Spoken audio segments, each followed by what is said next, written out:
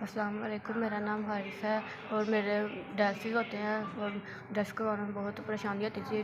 और मेरे यहाँ पे परम कैप लाइन डली हुई है, जिस भाई ने मेरे पैसे जमा करवाए हैं, अल्लाह पाक उनको लंबी ज़िंदगी अता फरमाए।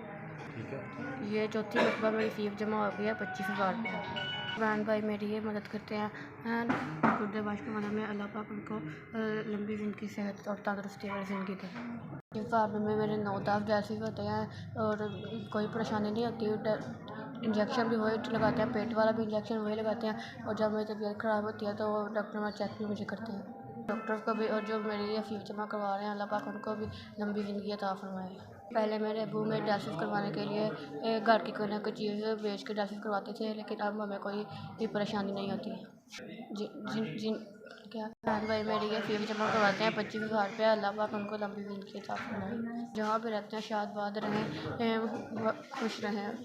अल्लाह पाक उनको लंबी ज़िंदगी दे और उनके जो भी मसले मसाइल अल्लाह पाक उनको दूर करे।